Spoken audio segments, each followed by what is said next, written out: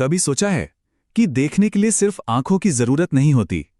ये कहानी एक ऐसी ही दृष्टि की है जो आंखों से नहीं बल्कि आत्मा से देखती है।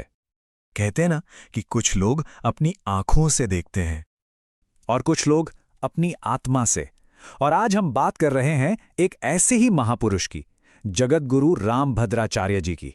सोचिए, एक ऐसा इंसान जिसने अपनी आंखों की रोशनी तो खो दी, पर अपने ज्ञान से पूरे देश को रोशन कर दिया। अब देखिए, हर बड़ी कहानी की शुरुआत ना एक बड़ी चुनौती से होती है। इनकी कहानी की शुरुआत हुई एक ऐसे अंधेरे से जिसने बचपन में ही इनकी सबसे बड़ी परीक्षा ले ली। बात है साल 1950 की। उत्तर प्रदेश के एक गांव में एक बच्चे का जन्म हुआ। नाम था गिरिधर मिश्रा।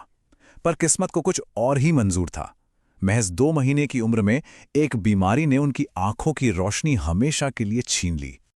बस एक पल के लिए सोचकर देखिए, जिस उम्र में कोई बच्चा पहली बार दुनिया के रंग देखता है, उस उम्र में उनके लिए तो अंधेरा ही उनकी पूरी दुनिया बन चुका था। लेकिन कहानी में असली मोड़ तो अब आता है। आंखों की रोशनी तो चली गई, पर कुदरत ने उन्हें एक ऐसा दिव्य वरदान दिया, एक ऐसा तोहफा जो असाधारण था। वो तोहफा था उनकी याददाश्त का।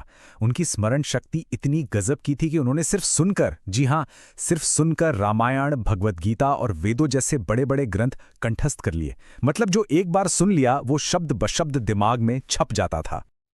और लोग तो बस हैरान रह जाते थे। कहते हैं कि वो शास्त्रों को ऐसे सुनाते थे मानो वो अक्षर उनकी आंखों के सामने हो। यही फर्क पता चलता है बाहरी और भीतरी दृष्टि का। तो सवाल ये उठता है कि ये सफर आगे कैसे बढ़ा।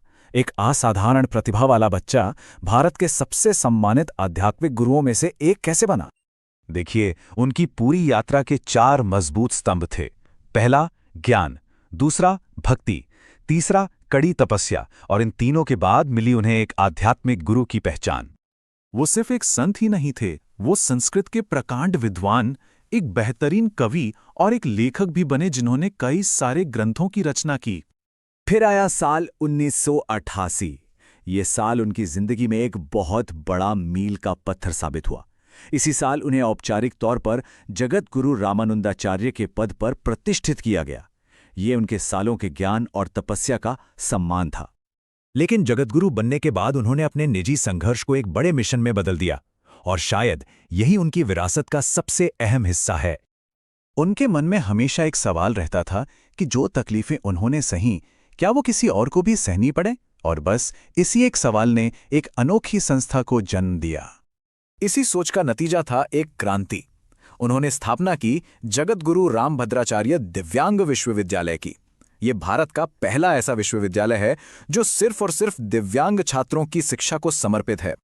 पर यह सिर्फ एक यूनिवर्सिटी नहीं है, ये उससे कहीं बढ़कर है।